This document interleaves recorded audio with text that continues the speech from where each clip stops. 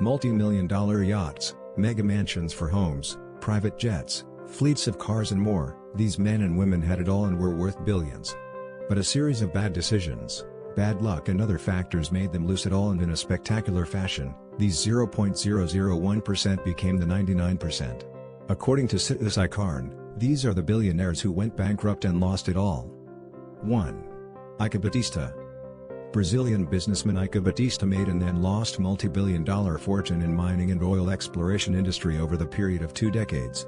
With $30 billion of personal wealth in 2011, Batista became the 8th richest person on earth and the richest in Brazil.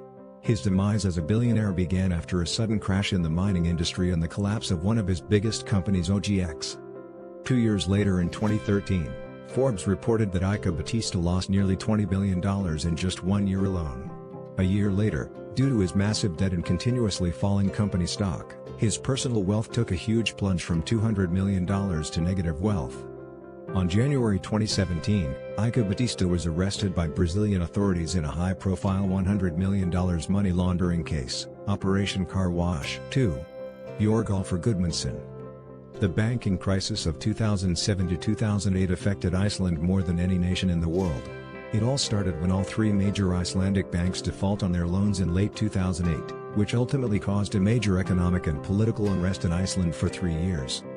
Björgólfur Gudmundsson, who was the second richest person in Iceland before the crisis, gained about 45% shares of Landsbanki, one of those 3 largest banks, in 2002.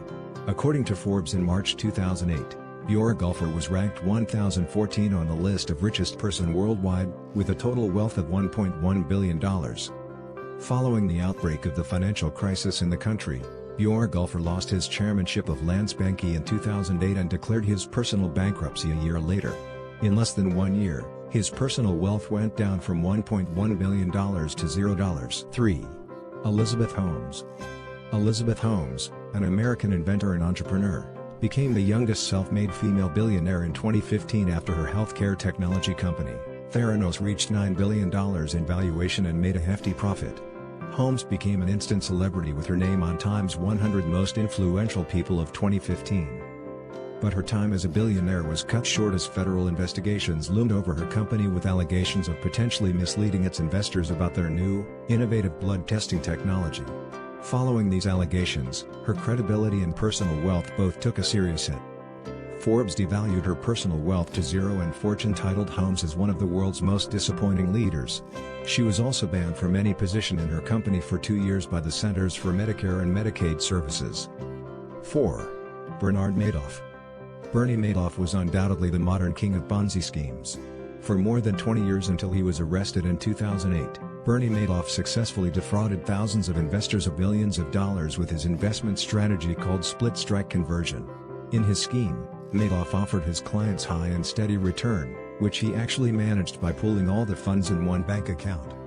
After his scheme failed during the financial crisis of 2008, as he was unable to attract more clients because of the minimum liquidity in the markets, federal investigations uncovered a $64.8 billion of fraud.